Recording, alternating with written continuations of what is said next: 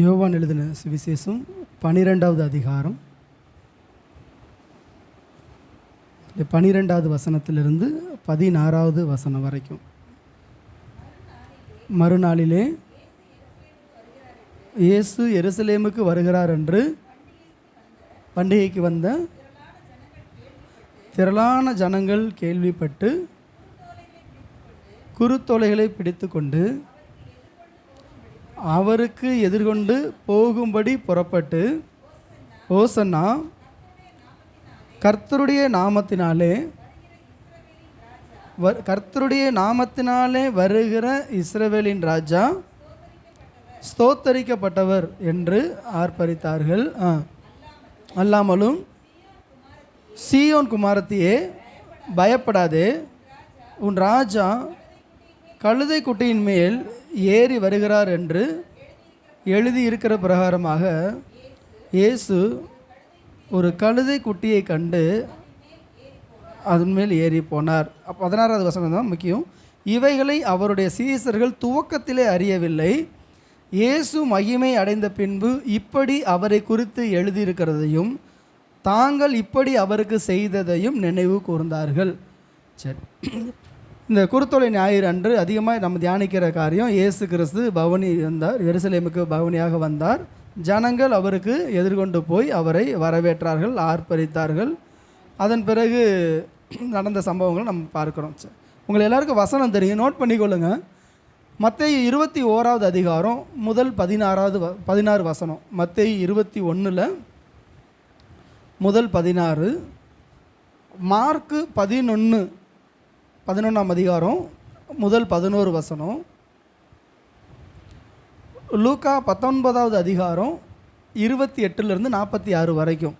மத்தேயு 21 1-16, மார்க்கு 11 1-11, லூக்கா 19 28-லேருந்து 46, யோவான் 12 12-லேருந்து 16. இந்த வசனங்கள் குருத்தோலை ஞாயிறு அன்று நடந்த சம்பவங்களை குறித்து சொல்லப்பட்டிருக்கு. சரி, இங்கே பார்க்கும் பொழுது மறுநாளிலே இயேசு எருசலேமுக்கு வருகிறார் என்று. எப்போ அப்படின்னா, அதுக்கு முன்னாடி தான் பார்த்தீங்கன்னா பிரதான ஆசாரியர்கள் லாசருவையும் கொலை செய்ய ஆலோசனை பண்ணினார்கள். இயேசுவை கொலை செய்யணும், லாசருவை கொலை செய்யணும்னு நினச்சிட்டு இருக்கிறாங்க.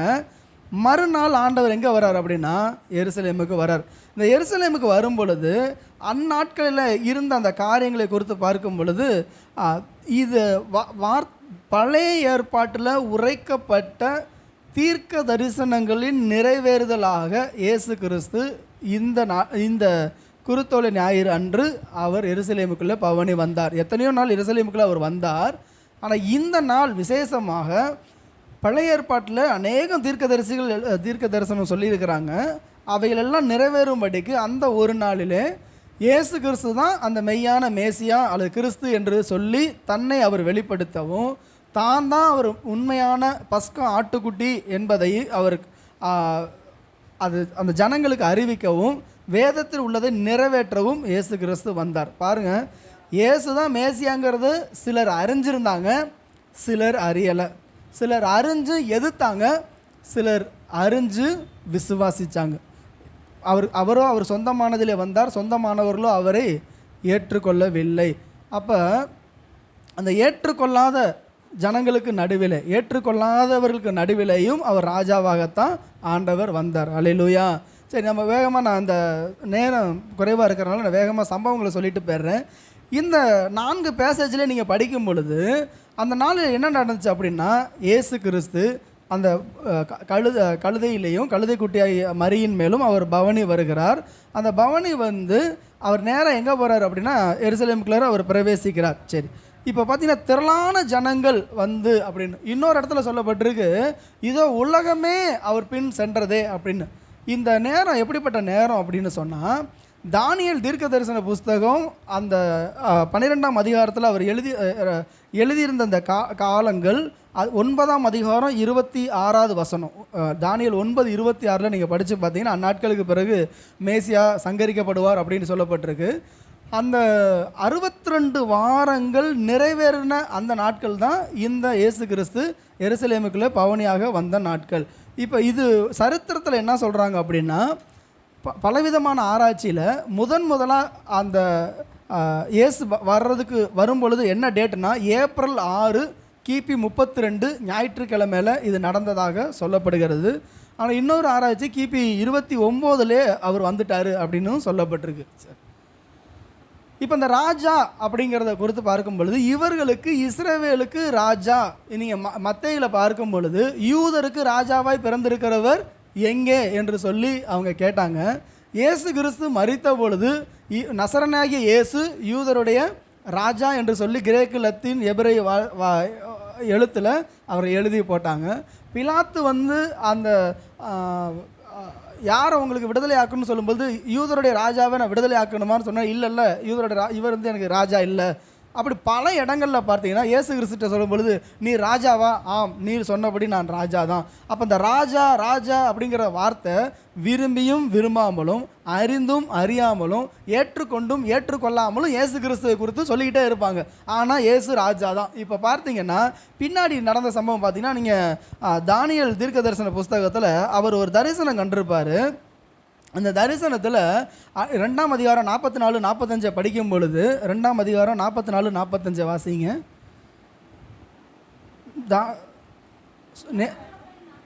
அந்த ராஜாக்களின் நாட்களிலே பரலோகத்தின் தேவன் என்றென்றைக்கும் அழியாத ஒரு ராஜ்யத்தை எழும்ப பண்ணுவார்.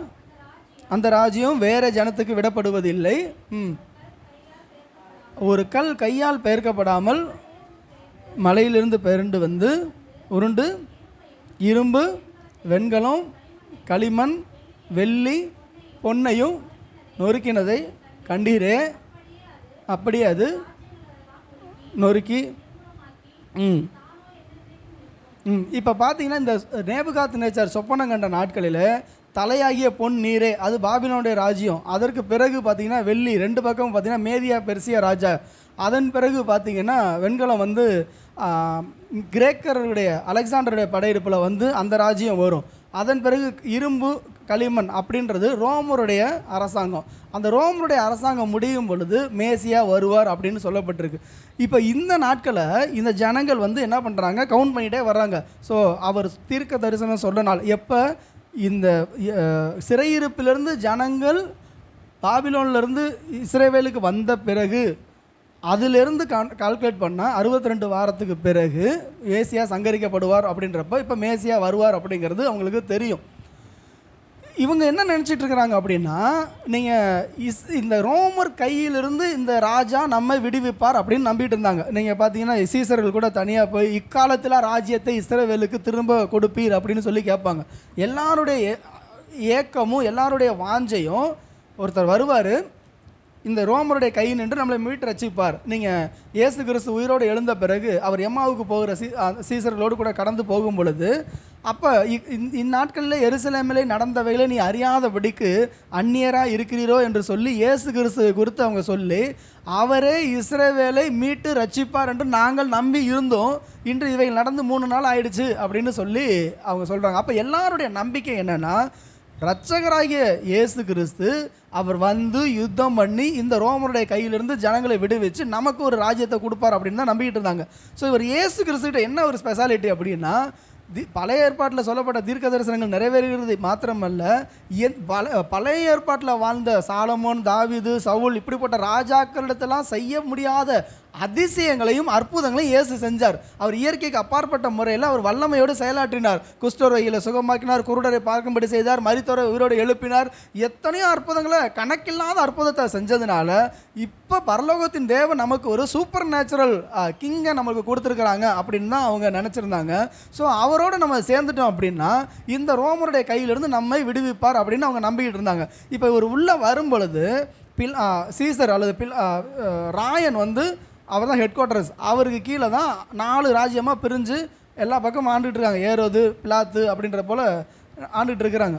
இப்போ இவர் வந்து அந்த பிலாத்துவிட அரண்மனைக்குள்ளே வரும்பொழுது இவர் பெத்தகே என்கிற அந்த கிராமத்திலிருந்து தான் அவர் புறப்பட்டு வர்றார். எருசலேமை நோக்கி வரும்பொழுது தானாகவே தேவனுடைய வல்லமையினாலும் மகிமையினாலும் பிரசன்னத்தினாலும் ஜனங்கள் அவரோடு கூட சேர்ந்து கொண்டு அவரோட வர்றாங்க. எத்தனை பேர்னா கிட்டத்தட்ட 2 லட்சம் பேருக்கு மேலே வந்தாங்களாம். இவர் வர்றாருன்னு எருசலேமில் கேள்விப்பட்ட பிறகு அந்த நாட்கள் பஸ்கா பண்டிகை நாட்கள். எந்த ஊரில் இருந்தாலும் எந்த உலகத்தில் இருந்தாலும் ஜனங்கள் எங்கே வந்துடுவாங்கன்னா எருசலேமுக்கு வந்துடுவாங்க, அந்த இஸ்ரவேல் தேசத்துக்கு வந்துடுவாங்க.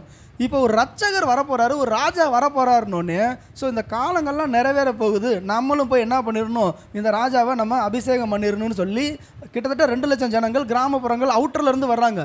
எருசலேமுக்குள்ள அந்த அந்த அங்கே இருக்கிறவங்க கிட்டத்தட்ட 1 லட்சத்துக்கு மேலே இயேசுவுக்கு எதிர்கொண்டு போகிறாங்க. கிட்டத்தட்ட அவர் இயேசு தனியாக வரல, 3 லட்சம் ஜனங்களுக்கு மேலாகத்தான் அந்த பவனியில் வர்றார். இந்த பவனி வரும் பொழுது இவங்கெல்லாம் ஆர்ப்பரிக்கிறாங்க, ஓசன்னா அப்படின்னா இப்பொழுதே ரட்சியும், இப்பொழுதே எங்களை காப்பாற்றும், இப்பொழுதே எங்களை இந்த ராஜ்யத்தை எங்களுக்கு மீட்டு கொடுத்துருங்க அப்படின்னு சொல்லி நேராக எங்கே போகிறாரு அப்படின்னா அந்த வாசல் எருசலேமை நோக்கி போகும் பொழுது இவங்க நம்பி வர்றாங்க. என்ன பண்ணி வர்றாங்கன்னா, இவர் நேராக அரண்மனைக்குள்ளே போவார், பிலாத்துக்கிட்ட சண்டை போடுவார், இவர்கிட்ட தான் சூப்பர் நேச்சுரல் பவர் இருக்குது, நாமளும் அவரோட துணையாக நின்று அந்த ராஜ்யத்தை அகற்றிட்டு இவர் வந்து சிங்காசனத்தில் ஆளுகளை உக்காந்துருவார் அப்படின்ற ஒரு நம்பிக்கையில் அவங்க வர்றாங்க. இவர் கோட்டை சுவரை தாண்டி உள்ளே வரும் பொழுது கரெக்டாக ஒரு பாதையில் 2ஆக பிரியும், லெஃப்ட்டு ரைட்டுன்னு. லெஃப்ட்டில் திரும்பினா தேவாலயம், ரைட்டில் திரும்பினா அரண்மனை. இவர் அரண்மனைக்குள்ளார போய் கிட்டத்தட்ட அதுலேருந்து ஒரு 200 மீட்டர் 300 மீட்டர் கூட இருக்காது, அதுக்குள்ளே தான் அந்த அரண்மனை. இங்கிட்ட திரும்பி இருந்தாருன்னா மொத்த ஜனங்களும் என்ன பண்ணியிருப்பாங்க, ஆர்ப்பரித்து சண்டை போட்டு கலவரம் பண்ணி எதையோ ஒன்று செஞ்சு பிலாத்துவ அதிகாரத்தை விட்டு அகற்றிட்டு இவரை கொண்டுட்டு போய் சிங்காசனத்தில் உட்கார வச்சு ராஜாவே வாழ்க அப்படின்னு சொல்லி அவரை வரவேற்றிருப்பாங்க. அதுதான் அவங்களுடைய ஐடியா. இப்போ நீங்கள் பழைய ஏற்பாட்டில் பார்த்தீங்கன்னா தாவி 1 ராஜாக்கள் 1ஆம் அதிகாரம் 33லேருந்து 35 வரைக்கும் வாசிக்கும் பொழுது, 1 ராஜாக்கள் 33லேருந்து 35 வரைக்கும் வாசிக்கும் பொழுது பழைய ஏற்பாட்டு நாட்களில் ராஜாவை அபிஷேகம் பண்ணும் பொழுது அவர் எப்படி அவங்க சாலமோனை அபிஷேகம் பண்ணினாங்க அப்படின்னு சொல்லி போடப்பட்டிருக்கு. 1 ராஜாக்கள் 1ஆவது அதிகாரம் 33லேருந்து 35. தாவீது வந்து சாலமோனை எப்படி அரசவையில் உட்கார வைக்கணுன்றதை சொல்லிக் கொடுப்பார். படிங்களேன் யாராவது. அவர் ராஜாவுக்கு முன்பாகனா அப்போ இஸ்ரவேலின் ராஜாவாக யார் இருந்தாங்கன்னா தாவீது இருந்தார். அந்த தாவீதுக்கு முன்பதாக அவர்கள் பிரவேசித்து நீ ராஜா பார்த்து சொல்கிறாரு, ஆண்டவருடைய சேவர்களை நீ அழைச்சி கொண்டு போ, என் குமாரனாகிய சாலமோனை என் கோவேறு கழுதையில் நீ உட்கார வச்சு கீகோனுக்கு அழைச்சி கொண்டுட்டு போ, ஆசாரியனாகிய சாதோக்கும் நாத்தானும் இஸ்ரவேலின் மேல் ராஜாவாக அபிஷேகம் பண்ணி எக்காலம் ஊதி ராஜாவாகிய சாலமோன் வாழ்க என்று வாழ்த்துங்கள் அப்படின்னு சொன்ன உடனே அதே போல தான் அதன் பின்பு அவன் நகர்வலம் வந்து என் சிங்காசனத்தில் வீட்டிருக்கும்படி அவனை கூட்டிக் கொண்டு வாருங்கள், அவனே என் ஸ்தானத்தில் ராஜாவாக இருப்பான், அவன் இஸ்ரவேலின் மேலும் யூதாவின் மேலும் தலைவனாக இருக்கும்படி அவனை ஏற்படுத்தினேன் என்றான். இந்த சாலமோனை அபிஷேகம் செய்தது, கழுதையில் உட்கார வச்சு நகர்வலம் கூட்டி வர செய்தது நிழலாட்டம். ஆனால் அது இயேசு கிறிஸ்துவுக்கு செய்தது நிஜம். சாலமோனுடைய ராஜ்யம் அழிந்து போன ராஜ்யம் அல்லது முடிந்து போன ராஜ்யம், இயேசு கிறிஸ்துவனுடைய ராஜ்யம் என்றென்றைக்கும் அழியாத நித்திய ராஜ்யம். அல்லேலூயா, அல்லேலூயா. அப்போ அந்த பழைய ஏற்பாட்டில் 2 காரியம் இருக்குது. யெகூவை கொடுத்து யெகூ ராஜாவானான் என்று சொன்ன உடனே அந்த பழைய ஏற்பாட்டு காலத்தில் நீங்கள் படித்து பார்த்தீங்கன்னா அந்த ஒரு தீர்க்கதரிசி வருவான், ஓடி வருவான். எலிசா ஒரு வாலிபனை கூப்பிட்டு அவனுக்கு ஒரு தைல கம்பை கொடுத்து நீ போய் யெகூவை அவனோட உள்ளறையில் கூப்பிட்டு போய் அவனை அபிஷேகம் பண்ணுன்னு சொன்ன உடனே இவர் போய் உள்ளே அபிஷேகம் பண்ணுவார். வந்த உடனே அந்த பையன் என்ன சொன்னான், அந்த பைத்தியக்காரனே அதெல்லாம் உங்களுக்கு தெரியும், இல்லை எனக்கு தெரியாது, நீ சொல்லணுன்னே கர்த்தரனை இஸ்ரவேலில் ராஜாவை ஆக்கிட்டாருன்னு சொன்ன உடனே அவங்க என்ன பண்ணுவாங்கன்னா உடனே தங்கள் வஸ்திரங்களை பிடித்து ராஜா வாழ்கன்னு சொல்லி என்ன பண்ணுவாங்க, ஆர்ப்பரிக்க ஆரம்பிச்சிருவாங்க. யூதர்கள் இஸ்ரவேலர்களை பொறுத்த வரைக்கும் அவ்வளவு சீக்கிரம் அவங்க வஸ்திரத்தை கலட்ட மாட்டார்கள். வஸ்திரத்தை என்ன பண்ணிட மாட்டாங்க, கலட்ட மாட்டாங்க. கலட்டிட்டா அது அவமானம். யாருக்கு முன்னாடி கழட்டுவாங்கன்னா ஹையர் அத்தாரிட்டிக்கு முன்னாடி தான் அந்த வஸ்திரத்தை அவங்க வந்து என்ன செஞ்சுருவாங்க, அதை கலட்டுவாங்க. இப்போ இஸ்ரவேலின் ராஜாவாகிய இயேசு வரும் பொழுது இவர் தான் தேவன், இவர் தான் ரட்சகர், இவர் தான் பெரியவர்னு சொல்லிட்டு இந்த யூத ஜனங்கள் என்ன பண்ணுவாங்க, தங்கள் வஸ்திரங்கள் எல்லாம் வழியில் அதை விரித்து குருத்தோலைகளை கொண்டு வந்து அந்த வழியெல்லாம் பரப்பி மரக்கிளைகளை பரப்பி அது மாத்திரமல்ல 2 புறமும் ஆர்ப்பரிப்பாங்க. இந்த ஆர்ப்பரிக்கிற சத்தம் தொலை தூரத்துக்கு கேட்டுச்சான். ஏன்னா கிட்டத்தட்ட 3 லட்சம் ஜனங்கள் ஆர்ப்பரிக்கிறாங்க. எவ்வளோ தூரத்துக்குன்னா மணிக்கணக்கில் ஆர்ப்பரிக்கிறாங்க. 1 மணி நேரம் 2 மணி நேரம் இல்லை. அவர் பெத்பகேயிலேருந்து அந்த பெத்தானியா பட்டணத்திலிருந்து எங்கே வராருன்னா அந்த எருசலேமுக்குள்ளே வர்ற வரைக்கும் ஆர்ப்பரித்து வாழ்க வாழ்க வாழ்கன்னு மாறி மாறி பாடி பாடி கொண்டு வந்து அங்கே எருசலேமுக்குள்ளே வர்றாங்க. இப்போ இவர் வந்த உடனே இவர் நேரம் எங்கே போகிறாரு அப்படின்னா, இவர் உலக பிரகாரமான ராஜ்யத்தை கட்டிக்கொள்ள வரல, பரலோக ராஜ்யத்தை பூமியில் ஸ்தாபிப்பதற்காக அவர் வந்து நேரம் எங்கே போகிறாருன்னா தேவாலயத்துக்குள்ளே போகிறார். இந்த தேவாலயத்துக்குள்ளே ஏன் போகிறார் அப்படின்னா, அந்நாட்களில் பஸ்கா ஆட்டுக்குட்டி அடிக்கப்படும் பொழுது, வெள்ளிக்கிழமை பஸ்காவாக இருந்துச்சுன்னா 5 நாள் பிஃபோர் ஞாயிற்றுக்கிழமையே அந்த பஸ்கா ஆட்டுக்குட்டியை ஆசாரியர்களிடத்தில் கொண்டு வந்து இந்த ஆட்டுக்குட்டியை பஸ்காவுக்கு பயன்படுத்தலாமா அப்படிங்கிறத ஆசாரியர்கிட்ட ஒப்புதல் வாங்குவாங்க.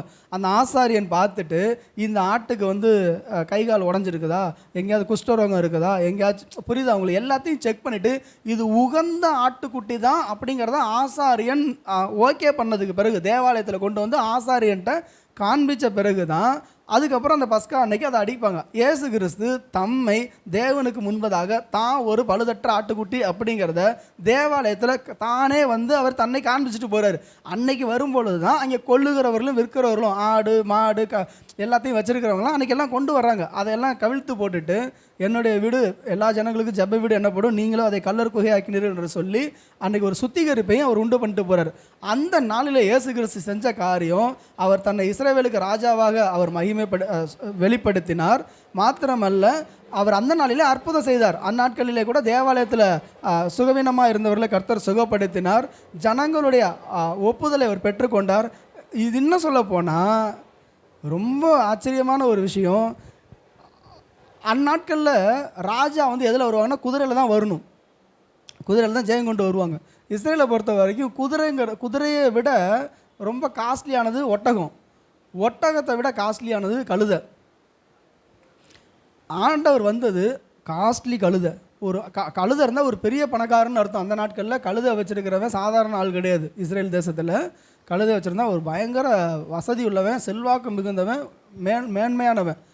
இவர் போய் ஒரு கிராமத்தில் உள்ளவனை பார்த்து கழுதையை கேட்ட உடனே அவன் புரிஞ்சிருக்கான், அவன் அறிஞ்சிருக்கிறான், செல்வாக்கு மிக்கவர், தகுதி உள்ளவர், ராஜா இந்த கழுதையில் போகணும், ஒருவனும் ஒரு காலும் ஏறிடாத அந்த கழுதையை நீ கேட்ட உடனே அவுத்துட்டு போன்னு சொன்னதுக்கு காரணம், ஆண்டவர் சொல்லி அனுப்புகிறாரு. அந்த மனுஷனை ஏற்கனவே தேவன் ஆயத்தப்படுத்தி வச்சுருந்தார், இந்த கழுதை குட்டியை வச்சுரு அவர் ராஜா வருவார்னு.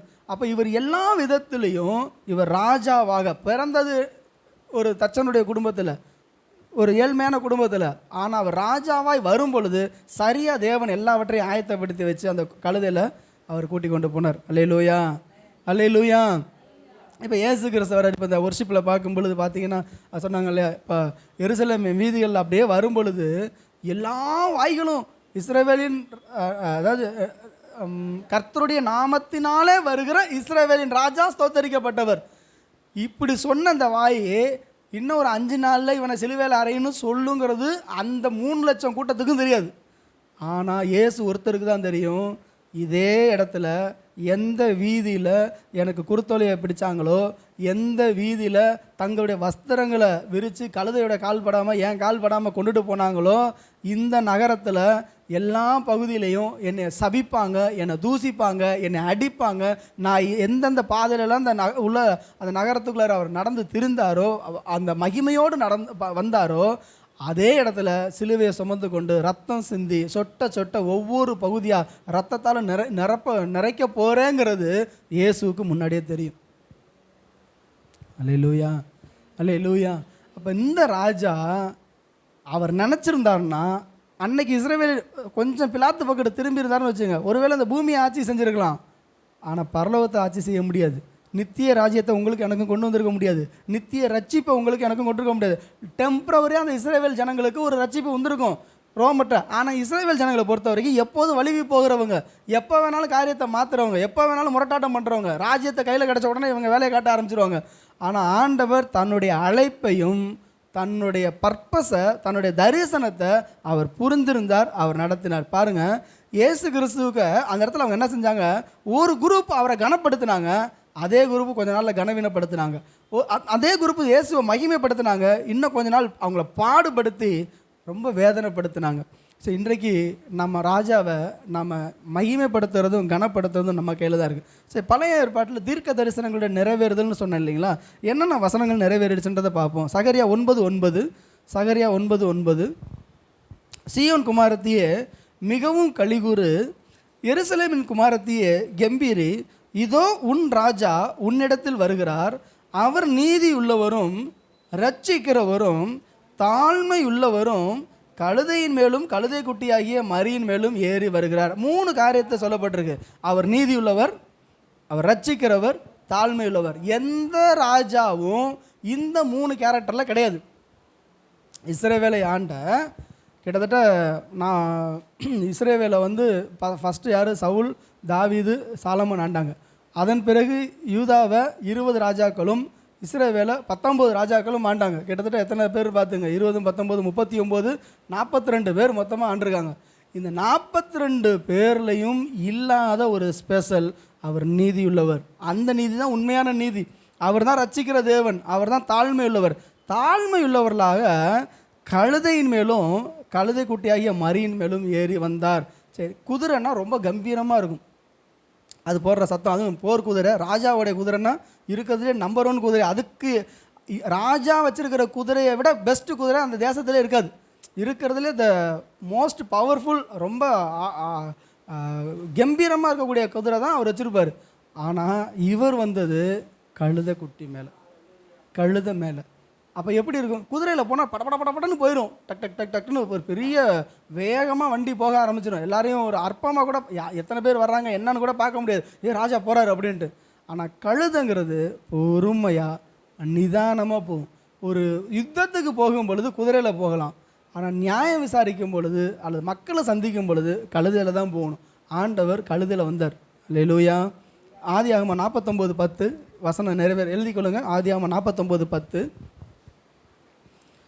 அங்கே யாக்கோபு தன் ஜனங்களை ஆசீர்வதிக்கும் பொழுது, யூதாவை ஆசீர்வதிக்கும் பொழுது இப்படியாக சொல்கிறாரு, சமாதான கர்த்தர் வருமளவும் செங்கோல் யூதாவை விட்டு நீங்குவதும் இல்லை, நியாயப்பிரமாணிகன் அவன் பாதங்களை விட்டு ஒளிவதும் இல்லை, ஜனங்கள் அவரிடத்தில் சேருவார்கள். இந்த வசனம் நிறைவேறும்படிக்கு சமாதான கர்த்தர் அவர் வந்தார், ஜனங்கள் அவரிடத்தில் சேர்ந்தார்கள். இப்போ நீங்கள் நம்ம ஆண்டவரை குறித்து சொல்லும் பொழுது அவருடைய நாமம் அதிசயமானவர், ஆலோசனை கர்த்தர், சமாதான பிரபு. இதை இந்த வசனம் நிறைவேறும்படி அவர் எருசலேமுக்குள்ளே வந்தார்.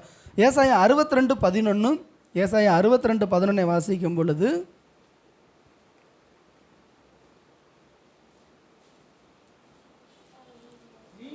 நீங்கள் சீயோன் குமாரத்தினா சீயோன் பட்டணத்தை நோக்கி ஜனங்களை நோக்கி சொல்லுங்க, இதோ உன் ரட்சிப்பு வருகிறது, இதோ அவர் அருளும் பலன் அவரோடும் அவர் செய்யும் பிரதிபலன் அவர் முன்பாக வருகிறது என்று சொல்லுங்கள் என்று கர்த்தர் பூமியின் கடையாந்திரம் வரைக்கும் கூறுகிறார். அவர்கள் பரிசுத்த ஜனம் என்றும் கர்த்தரால் மீட்கப்பட்டவர்கள் என்று சொல்லுவார்கள். நீ தேடி கொல்லப்பட்டது என்றும் கைவிடப்படாத நகரம் என்றும் பெயர் பெறுவாய். இன்றைக்கி எருசலேமை பார்த்து அவர் சொல்கிறாரு, அது 10வதுலேருந்து கூட படித்து பாருங்கள், வாசல் வழியாய் பிரவேசிங்கள், ஜனத்துக்கு வழியை செவைப்படுத்துங்கள். இது எல்லாம் எதுக்கு சொல்லப்பட்டிருக்குன்னா, ஆண்டவர் பிரவேசிக்கிறார். சீயோன் குமாரத்தியை பார்த்து சொல்கிறாரு, இதோ உன் ரட்சகர் வருகிறார், இதோ உன் ரட்சிப்பு வருகிறது. அன்னைக்கு அந்த சொல்லப்பட்ட ரட்சிப்பு எந்த ரட்சிப்பு தெரியுமாங்க? ரோமனுடைய கையிலிருந்து விடுவிக்கிற ரட்சிப்பு இல்லை, பாவத்திலிருந்து விடுவிக்கிற ரட்சிப்பு, மரணத்திலிருந்து விடுவிக்கிற ரட்சிப்பு, சாபத்திலிருந்து விடுவிக்கிற ரட்சிப்பு, சாத்தானுடைய பிடியிலிருந்து விடுவிக்கிற ரட்சிப்பு. அந்த ரட்சிப்புக்கு தான் இயேசு வந்தார். அங்கே பிலாத்துக்கிட்ட சொல்லும் பொழுது, என் ராஜ்யம் இவ்வுலகத்துக்குரியது அல்ல, இவ்வுலகத்துக்குரியதாக இருந்ததுன்னா என்னை உன் கையில் ஒப்புக்கூடாதபடி என் ஊழியக்காரர் போராடிப்பாங்க, நான் உங்ககிட்ட சண்டை போடணும் அவசியம் இல்லை. அவர் நான் தான் சொன்ன உடனே பின்னிட்டு திரும்புகிறாங்க, விழுகிறாங்க. அவருடைய வல்லமைக்கு முன்பதாக நிற்கத்தக்கவன் ஒருவரும் இல்லை, நான் உன்னை தொடரணும்னு அவசியம் இல்லைப்பா, என்னுடைய தூதர்கள் பார்த்துக்குவாங்க.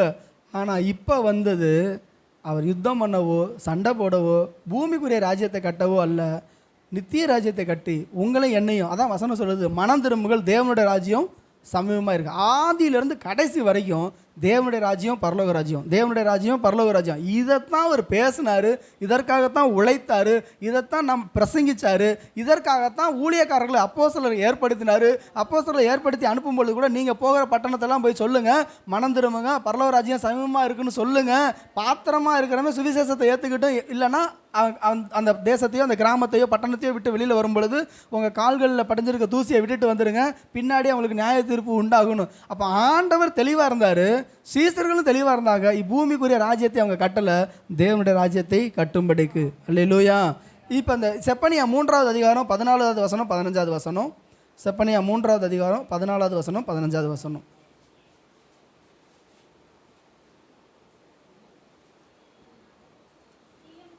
சீயோன் குமாரத்தையே கெம்பீரித்து பாடு, இஸ்ரவேலரே ஆர்ப்பரியுங்கள், எருசலேமின் குமாரத்தையே நீ முழு இருதயத்தோடு மகிழ்ந்து கலிகூறு. அன்றைக்கு அந்த 3 லட்சம் ஜனங்களும் இஸ்ரவேலில் இருந்தவங்க இதை தான் செஞ்சாங்க. கெம்பீரிச்சு பாடினாங்க, ஆர்ப்பரிச்சாங்க, முழு இருதயத்தோடு மகிழ்ந்து கலிகூர்னாங்க. இன்றைக்கி எருசலேமில் ஒரு சமாதானம் வந்துருச்சு, ஒரு ரட்சிப்பு வந்துருச்சு அப்படின்னு சொல்லி அவங்க கலிகூர்னாங்க. அடுத்த வசனத்தை படிங்க. கர்த்தர் உன் ஆக்கினைகளை அகற்றி, ஆக்கினைனா என்னன்னா நரக தண்டனை, நீ அந்த பூமி ஆக்கினைக்குள்ளாக தீர்க்காமல் அவராலே ரட்சிக்கப்படுவதற்காக தேவன் அவரை உலகத்திலே அனுப்பினார். இயேசு கிறிஸ்து வந்தது ஆக்கினைக்குள்ளாக தீர்க்க வரல. அப்போ எல்லா மனுஷர் மேலும் ஒரு ஆக்கினை தீர்ப்பு ஏற்கனவே ஆதாமின் மூலமாய் வந்திருந்தது. ஆதாம் விளக்கப்பட்ட கனியை புசித்ததுனால, சாத்தானுக்கு இடம் கொடுத்ததுனால இந்த பூமியில் வாழ்கிற எல்லா மனிதர் மேலும் அவர்கள் மேலே ஆக்கின தீர்ப்பு இருக்குது. ஆனால் யார் அந்த இயேசு கிறிஸ்துவை இரட்சகராக ஏற்றுக்கொள்கிறார்களோ, வசனம் சொல்லுகிறது, உண்டான தம் ஒரே குமாரனை விசுவாசிக்கிறவன் எவனோ அவன் கெட்டு போகாமல்னா, அவன் அழிஞ்சு போகாமல், அவன் நரகத்தில் அழிஞ்சு போகாதபடிக்கு தேவன் அவர் இயேசு கிறிஸ்துவை தந்தருளினார். அப்போ எப்படி தந்தருளினார்னா, யாரெல்லாம் இயேசுவை உள்ளத்தில் ஏற்றுக்கொள்கிறாங்களோ அவங்களுக்கு இந்த ஆக்கினையிலிருந்து, இந்த நரகத்திலிருந்து விடுதலை. இயேசு கிறிஸ்துகிட்ட வரலன்னு சொன்னால் அவங்க ஏற்கனவே அவங்க என்ன பண்ணாயிடுச்சு, அந்த ஆக்கினை தீர்ப்புக்கு உட்பட்டாயிற்று. அதை தான் நிக்கோதேமுக்கிட்ட அவர் சொல்லும் பொழுது, ஒளியானது உலகத்தில் வந்தும் அவர்கள் விசுவாசிக்கலை. அப்போ அவங்க ஏற்கனவே உலகம் ஆக்கினைக்குள்ளாக தீர்க்கப்பட்டிருக்கு. ஆனால் இயேசுகிட்ட வரும் பொழுது நான் அதை நகட்டுறேன். இப்போ திரும்ப படிங்க அந்த 16வது வசனம். கர்த்தர் உன் ஆக்கினைகளை அகற்றி பிசாசுகளுடைய கூட்டத்தை விலக்கினார். நம்மளுக்கு சத்துரு யாரு? உலக பிரகாரமான மனுஷர்கள் அல்ல, நமக்கு பின்னாடி இருந்து செயல்படுகிற மறைவாக இருக்கக்கூடிய அந்தகார வல்லமைகள், அதுதான் சத்துரு. அகற்றினார்.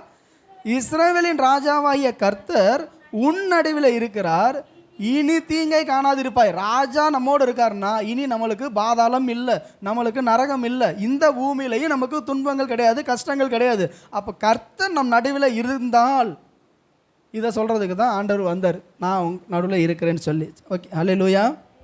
ஏசாயா 9வது அதிகாரம் 6வது வசனத்தையும் 7வது வசனத்தையும் வாசிங்க. ஏசாயா 9வது அதிகாரம் 6வது வசனம் 7வது வசனம். ஒரு வசனம் முன் அறிவிக்கப்பட்டது, அடுத்த வசனம் நிறைவேறின வசனம். நமக்கு ஒரு பாலகன் பிறந்தார், நமக்கு ஒரு குமாரன் கொடுக்கப்பட்டார், கர்த்தத்துவம் அவருடைய தோளின் மேல் இருக்கும், அதிசயமானவர், ஆலோசனை கர்த்தர்.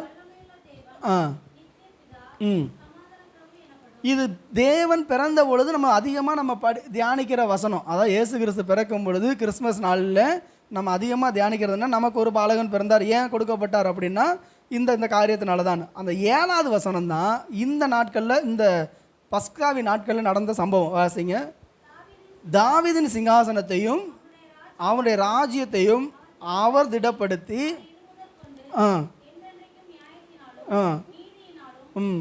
நிலைப்படுத்தும்படிக்கு அவருடைய கர்த்தத்துவத்தின் பெருக்கத்திற்கும் அவருடைய சமாதானத்திற்கும் முடிவில்லை, சேனைகளின் கர்த்தருடைய வைராக்கியம். பாருங்க, இப்போ தாவீதின் சிங்காசனத்தை உறுதிப்படுத்தினார்னு சொல்லப்பட்டிருக்குல்ல. இயேசு பவனியாக வரும் பொழுது தாவீதின் சிங்காசனம் இல்லை. இயேசு எருசலேமுக்குள்ள பவனியாக வந்த பொழுது இஸ்ரவேலை ஆளுகிற எந்த ராஜாவும் கிடையாது. சிதேக்கியா கண் பிடுங்கப்பட்டு போனால் அதுக்கப்புறம் ஒவ்வொருத்தராக வந்தாங்க. கடைசியில் பார்த்தீங்கன்னா அந்த ராஜ்யமே ராஜாக்களே இல்லாத அளவுக்கு தான் அவங்க இருந்தாங்க. ஏன்னா அடுத்தடுத்து மேதியா பெருசியாக இருந்தாங்க, கிரேக்க ஆட்சி இருந்துச்சு, கிரேக்கருடைய ஆட்சி இருந்துச்சு, இப்போ ரோமருடைய ஆட்சி இருந்துச்சு. இஸ்ரவேலை ஆளுகிற ராஜா ஒருவரும் அங்கே இல்லாமல் இருந்துச்சு. அப்போ எப்படி அவர் தாவீதுடைய சிங்காசனத்தை ஸ்திரப்படுத்துவார் அப்படின்னா, இதை பின்னாடி நீங்கள் படிக்கும்பொழுது எரேமியா 23வது அதிகாரம் 5, 6 வசனங்களை படிங்க. எரேமியா 23, 5வது வசனம், 6வது வசனம்.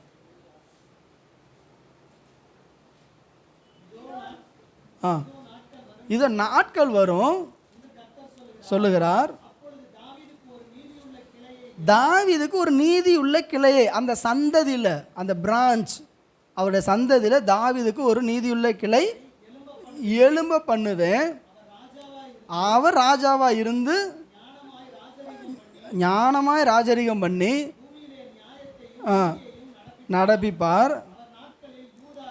ரட்சிக்கப்படும். அவருக்கு இடும் நாமம் நமது நீதியாயிருக்கிற கர்த்தர் என்பதே. அப்போ மேசியா வரும் பொழுது பிதாவாகிய தேவன் தமது நாமத்தை அவருக்கு அருளி செய்து, இவர் சொல்கிற இந்த ரட்சிப்பு என்னன்னு சொன்னால், நம்ம ஏற்கனவே சொன்னோம், குருடர் காண்கிறார்கள், செவிடர் கேட்கிறார்கள், சப்பானிகள் நடக்கிறார்கள், தரித்திரருக்கு சுவிசேஷம் அறிவிக்கப்படுகிறது.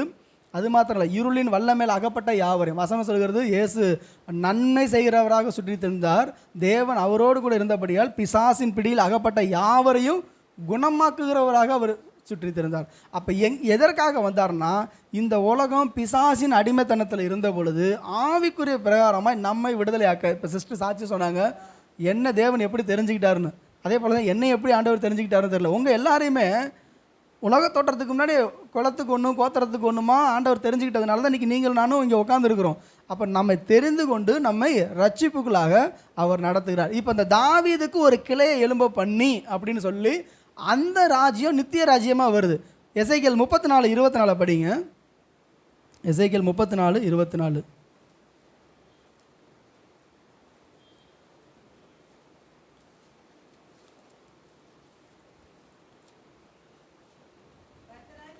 கர்த்தராகிய நான் அவர்களுக்கு நான் தேவனாக இருப்பேன். யாருக்கு? இஸ்ரவேல் ஜனங்களுக்கும் சரி, நான் புறஜாதியாராகிய நமக்கும் தேவனாக இருப்பேன். என் தாசனாகிய தாவீது 23வது வசனத்தை கூட படிங்க சிஸ்டர். அவர்களை மேய்க்கும்படி, அவர்களை மேய்க்கும்படி. இயேசுக்கு தான் அந்த மேய்ப்பர், நானே மெய்யான மேய்ப்பன், நான் பிரதான மேய்ப்பர் அப்படி, நான் என் நாடுகளின் சத்தத்திற்கு செவி கொடுக்கிறதுங்கிறார். அவர்களை மேய்க்கும்படி என் தாசனாகிய தாவீது என் ஒரே மேய்ப்பனை நான் அவர்கள் மேல் விசாரிப்பாக இருக்க ஏற்படுத்துவேன். இவர் அவர்களை மேய்த்து இவரே அவர்களுக்கு மேய்ப்பனாக இருப்பார். இந்த வசனம் எழுதப்பட்ட காலத்தில் தாவீது இல்லை. அப்போ இங்கே சொல்லப்பட்ட காலம் எசேக்கியேல் சொல்லும் பொழுது தாவீது மரித்து போய் கிட்டத்தட்ட ஒரு 300 வருஷத்துக்கு பிறகு தான் அதை எழுதுகிறாங்க, 300-400 வருஷத்துக்கு பிறகு. அப்போ இங்கே தாவீது என்னங்கிற ஒரு மேய்ப்பன்னா, இந்த தாவீதுனுடைய நாமம் இயேசு கிறிஸ்துவுக்கு அருளப்படுகிறது. ஹல்லேலூயா. இப்போ நம்மளெல்லாம் பார்க்கும்பொழுது சின்ன வயசுலலாம் எங்கள் அப்பா பேரை சொல்லி கூப்பிடுவாங்க, டேய் பாடா அப்படின்னு சொல்லி. யார் என் பேரை சொல்லி கூப்பிட மாட்டாங்க, எங்கள் அப்பா பேரை சொல்லி கூப்பிடுவாங்க. அவர் பேர் மட்டும் சொல்லாதீங்க அப்படின்னு. அப்போ இங்கே என்ன சொல்லப்பட்டிருக்குன்னா, இவர் தாவீதுக்கு வந்து ஒரு ஒரு தீர்க்கதரிசி வந்து சொல்லுவார், காத்துன்னு சொல்லுவார். என்ன சொல்லுவார்னா, நாத்தான் அவர் வந்து பாரு, நான் கேதுரு மர வீட்டில் இருக்கிறேன், கர்த்தருடைய பெட்டியோ திரைச்சிலைக்கு நடுவில் இருக்குன்னு சொல்லும்பொழுது நீ உன் மனசில் உள்ளதெல்லாம் செய்யணுன்னே இவர் ஒரு ஆலயத்தை கட்டக்கு தீர்மானம் பண்ணுவார், ஜெபிப்பார். அப்போ தான் அவர் சொல்லுவார், நீ போன இடத்துலெல்லாம் உன் சத்துருக்களை உன்னிட காப்பாற்றி பூமியில் உள்ள பெரியோர்களுடைய நாமத்திற்கு ஒத்த நாமத்தை உனக்கு உண்டாக்கினேன். அந்த ஒத்த நாமம் என்னென்னா, ஆபிரகாம், ஈசாக்கு, யாக்கோபை போல ஒரு பெரிய நாமம் இல்லை, பூமியில் உள்ள எல்லாரை பார்க்கலும் பெரியவர் யாருன்னா இயேசு கிறிஸ்து. அந்த இயேசு கிறிஸ்துவுக்கு இந்த தாவீதுனுடைய நாமத்தை அவர் தரிப்பிக்கிறார். இதை நீங்கள் ஓசியாலெல்லாம் நீங்கள் படித்து பார்த்தீங்கன்னா பின்னாடி சொல்லப்படும் என் தாசனாகிய தாவீதை.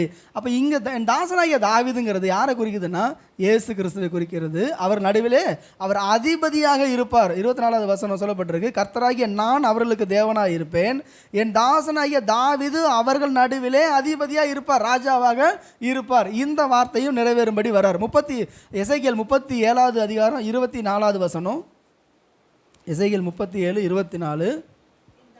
என் தாசனாகிய தாவீது என்பவர் அவர்கள் மேல் ராஜாவாக இருப்பார், அவர்கள் எல்லோருக்கும் ஒரே மேய்ப்பர் இருப்பார், அப்பொழுது அவர்கள் என் நியாயங்களில் நடந்து என் கட்டளைகளை கைக்கொண்டு அவைகளின் படியே செய்து. இப்போ பாருங்கள், இயேசு கிறிஸ்துவுக்கு முன்னாடி இருந்த நியாயம், இயேசு கிறிஸ்துவுக்கு முன்னாடி இருந்த கட்டளை வேற, இயேசு கிறிஸ்து வந்த பிறகு பிறப்பிக்கப்பட்ட கட்டளை வேற.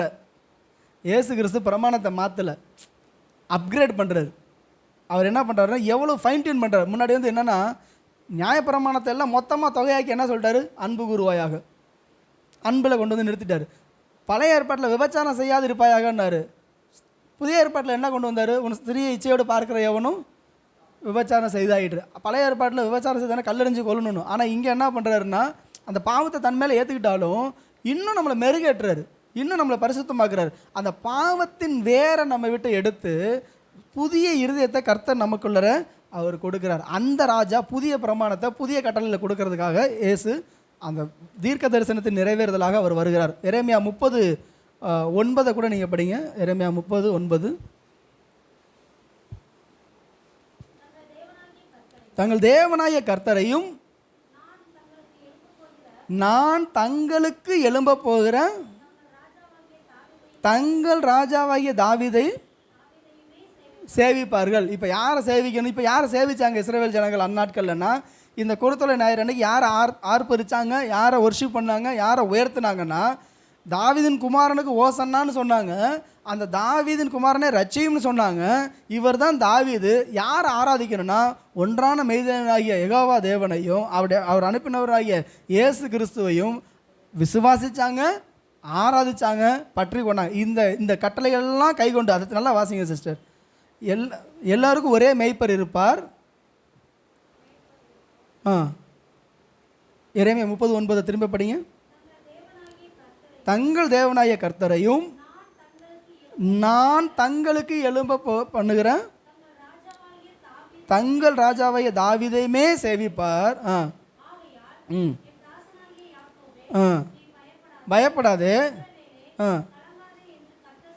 கர்த்தர் சொல்லுகிறார், இதோ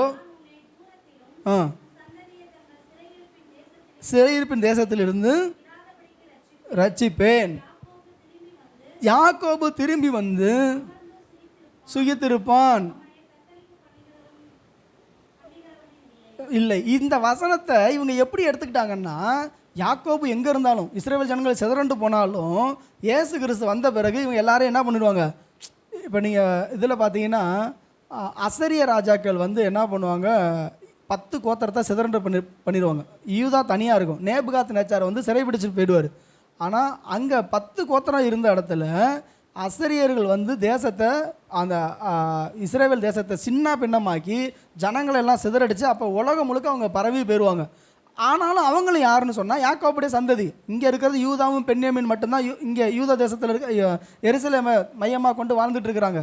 இப்போ இந்த வசனத்தெல்லாம் அவங்க பார்க்கும் பொழுது இயேசு வரும் பொழுது சிதறடிக்கப்பட்ட எல்லா இஸ்ரவேலர்களும் யூதர்களும் கிறிஸ்துவானவர் தமக்குள்ளே கொண்டு வந்து அவர்களுக்கு ஆளுகை செய்வார் அப்படின்னு தான் இவங்க நம்பிட்டு இருந்தாங்க. ஆனால் அந்த சிதறடிக்கப்பட்ட அத்தனை பேருக்கும் இயேசு சுவிசேஷத்தை சொல்ல வந்தார். நீங்கள் யாக்கோபு நிருபத்தில் எழுதும் பொழுது சிதறி இருக்கிற 12 கோத்திரங்களுக்கு எழுதுகிறதாவது.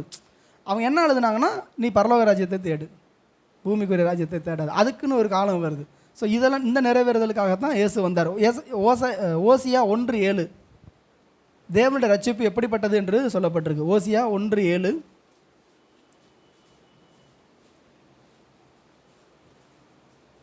யூதாவின் வம்சத்தாருக்கோ நான் இரக்கம் செய்வேன்,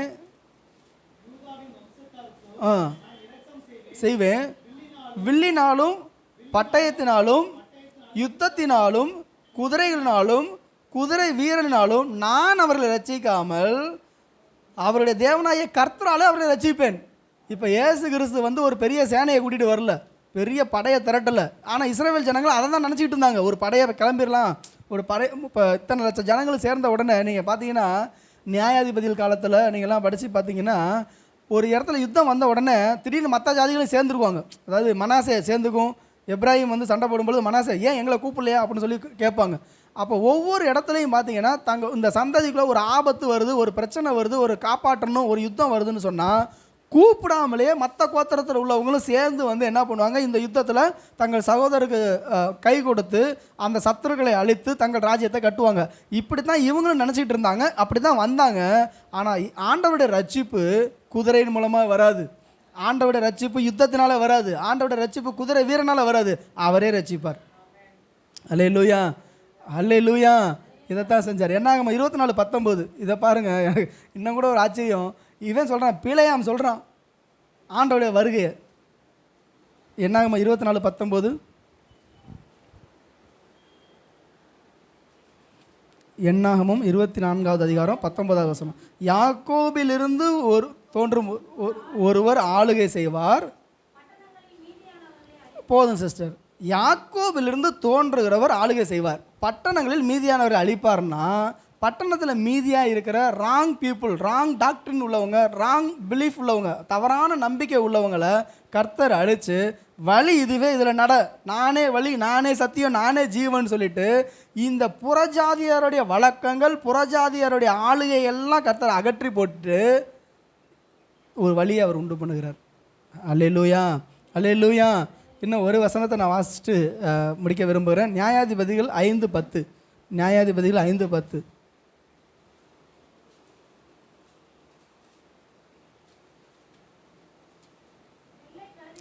வெள்ளை வெள்ளை ஏறுகிறவர்களே,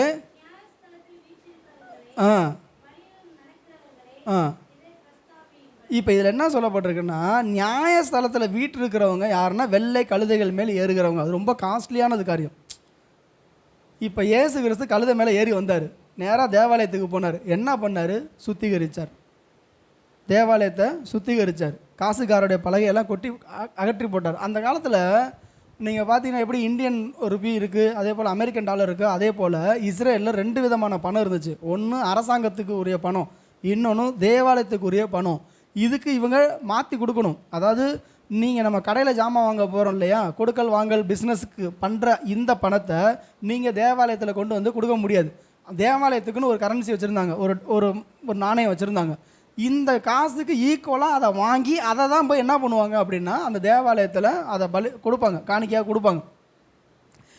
இயேசு கிறிஸ்து வந்து என்ன பண்ணுறாருன்னா, அந்த எல்லாத்தையும் கொள்ளையடிச்சானுங்க. என்னென்னா, இப்போ ஸ்டாம்பு வாங்குறீங்கன்னு வச்சுங்க, நீங்கள் போஸ்ட் ஆஃபீஸில் வாங்கினீங்கன்னா 1 ரூபா ஸ்டாம்பு 1 ரூபாய்க்கு தான் விற்பாங்க. பொட்டிக்கடையில் வாங்கினீங்கன்னா ஒரு 4 நாள் வாங்கியிருக்கீங்களா, ஒரு கமிஷன் வச்சு தான் கொடுப்பாங்க. என்ன 2 ரூபா கூட வாங்குவோம். இன்றைக்கி தான் 4 நாள் 8 நாவுக்கெல்லாம் மரியாதை இல்லையே, 1 ரூபானா 2 ரூபா.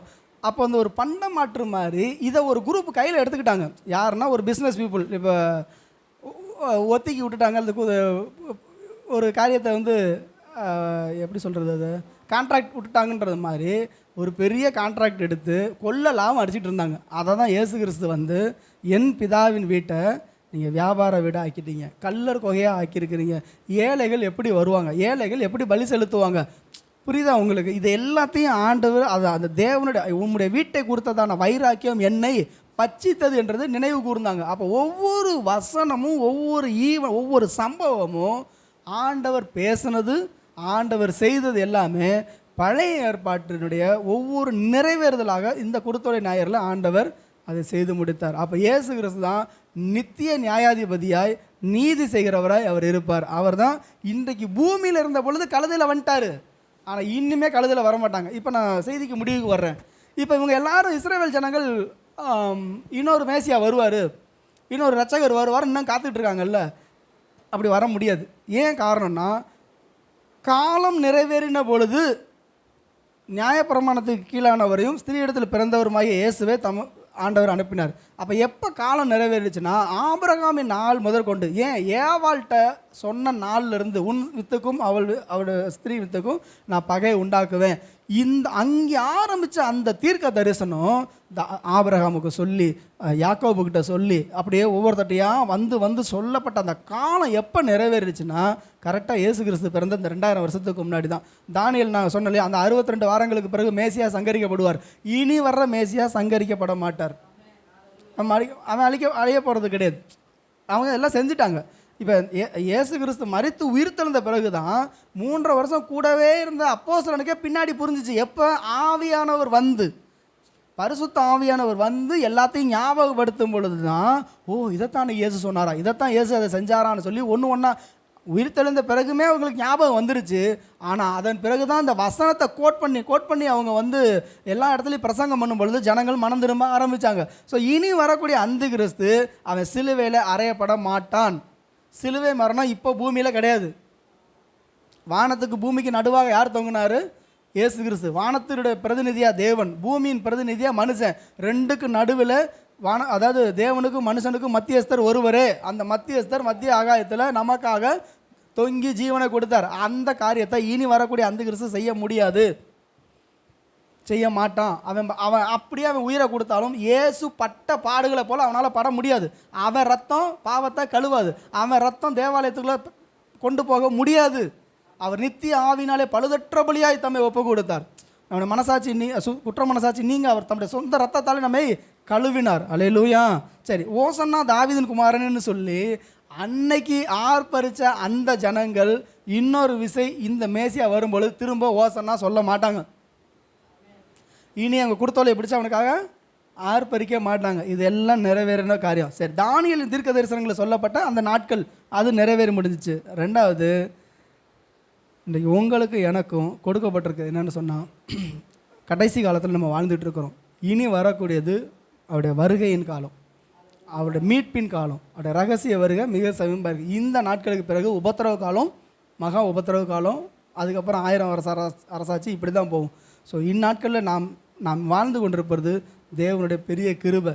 ஸோ இப்போ நாம் என்னென்னா, எல்லோரும் உலகத்தில் சொல்கிறாங்க இயேசு எப்போவோ பிறந்தார், எப்போவோ மரித்தார், இன்னும் கிறிஸ்மஸ் கொண்டாடுறீங்களா, இன்னும் குருத்தோலை ஞாயிறு கொண்டாடுறீங்களா, இன்னும் என்னது அந்த குட் ஃப்ரைடே உயிர்த்தெழுந்த ஞாயிறுலாம் கொண்டாடிட்டுருக்கீங்களா, அதான் முடிஞ்சு போச்சேங்கிறாங்க.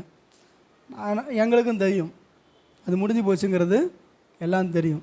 நாங்கள் விக்கிரக ஆராதனை பண்ணலை, நினைவு கூறுறோம். அல்லேலூயா.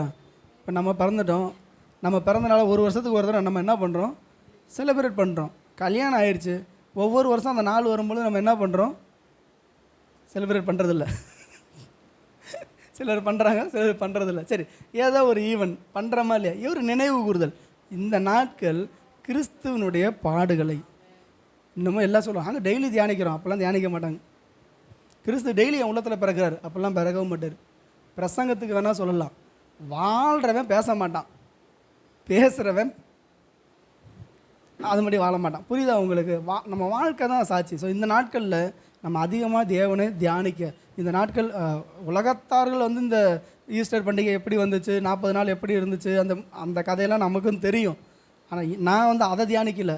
என் இரட்சகராகிய ஆண்டவரை, என் தேவனை, என் ஆண்டவருடைய பாடுகளை, என் ஆண்டவருடைய மீட்பை, என் ஆண்டவருடைய ரட்சிப்பை, என் ஆண்டவருடைய மகிமையை நான் தியானிக்கிறேன். நீங்களும் அதையே தியானிங்க. கர்த்தர் உங்களோடு இருப்பாராக. ஜெபம் பண்ணுவோம். தகப்பனே, உம்மை ஸ்தோத்தரிக்கிறோம், துதிக்கிறேன் அப்பா. அந்நாட்களில் குருத்தோலைகளை பிடித்து கொண்டு அவருக்கு எதிர்கொண்டு போகும்படி புறப்பட்டு, ஓசன்னா கர்த்தருடைய நாமத்தினாலே வருகிற இஸ்ரவேலின் ராஜா ஸ்தோத்தரிக்கப்பட்டவர் என்று ஆர்ப்பரித்தார்கள். இன்றைக்கு நாங்களும் கூட ஆண்டவர் அந்த ஜனங்களோடு ஆர்ப்பரிக்கிறோம் அப்பா. நீர் வருவீராக, எங்களை ரட்சிப்பீராக. இந்த பாவம் என்கிற அடிமைத்தனத்திலிருந்து, சாபம் என்கிற அடிமைத்தனத்திலிருந்து, மரணம் என்கிற அடிமைத்தனத்திலிருந்து மீட்பராக வந்த என் இயேசுவே, இன்னும் ஆண்டவரே இந்த உலகத்தை நீர் இன்னும் மீட்க வேண்டியது எவ்வளவோ இருக்கப்பா. ஆண்டவரே, நாங்கள் ஜெபிக்கிறோம். இன்றைக்கு ட்ரெடிஷ்னலாக ஆண்டவரே குருத்தோலையை பிடிச்சிக்கிட்டு ஆண்டவரே விக்கிரகங்களுக்கு முன்பதாக நின்று ஆர்ப்பரிக்கிறாங்கப்பா. தான் என்ன செய்யறதுன்னு தெரியல. பாவத்தை விட்டு மனம் திரும்பாமலும், இரட்சகராகிய தேவனுக்கு தங்கள் வாழ்க்கையை முழுவதுமாய் ஒப்புக்கொடாமலும், ஆண்டவர் ஒரு சடங்காச்சாரமாய் செய்கிற எந்த வணக்கங்களும் ஆராதனைகளும் அது உமக்கு உரியது அல்லப்பா. ஆண்டவரே, நாங்கள் எங்களை சிலுவையில் அறைய ஒப்புக் கொடுக்கிறோம். எங்கள் ராஜாவை நாங்கள் சுமக்க விரும்புகிறோம் அப்பா. ஆண்டவரே, கழுதை ஆண்டவரே ஒரு நாளும் ஒரு தனி அது சுமக்கலை, உண்மை மாத்திரம் அது சுமந்தது. நாங்களும் எங்கள் இருதயத்தில், எங்கள் வாழ்க்கையில் வேறு எதையும் நாங்கள் சுமந்து கொண்டு போகாமல் என் இரட்சகராகிய ஆண்டவரை மாத்திரம் சுமந்து கொள்ளுகிறவர்களாக எங்களை ஆண்டவரை நடத்தும். பிசாசு எங்கள் மேலே ஏறி பவனி போக அவனுக்கு அதிகாரம் இல்லை. சத்துரு எங்கள் மேலே ஏறி பவனி போக அவனுக்கு அதிகாரம் இல்லை. ஆண்டவர் எங்கள் வாழ்க்கையில் அவன் ஆளுகை செய்ய அவனுக்கு அதிகாரம் இல்லை. அந்த ஆளுகை கர்த்தர் நீக்கி போட்டு ராஜாவாகிய தேவன் எங்களை நீர் ஆளுகை செய்வீராக. எங்களை தாழ்த்தி ஒப்பு கொடுத்து ஜெபிக்கிறோம். மீட்பர் இரட்சகருமாகிய இயேசு கிறிஸ்துவின் நாமத்தில் ஜெபிக்கிறோம் எங்கள் நல்ல பிதாவே. ஆமேன், ஆமேன், ஆமேன். என் ஆத்துமாவே கர்த்தரை ஸ்தோத்தரி, என் முழுவதுமே ஒரு பரிசுத்த நாமத்தை ஸ்தோத்தரி. என் ஆத்துமாவே கர்த்தரை ஸ்தோத்தரி, கர்த்தர் செய்த சகல உபகாரங்களையும் மறவாதே. ஆமேன். நம்முடைய கர்த்தராகிய இயேசு கிறிஸ்துவின் கிருபையும் பிதாவாகிய தேவனுடைய அன்பும் பரிசுத்த ஆவியானவருடைய அந்யோன்ய ஐக்கியமும் சமாதானமும் பாதுகாப்பும் இன்றும் என்றும் சதா காலங்களிலும் நம் அனைவரோடும் இருப்பதாக. ஆமேன். அல்லேலூயா.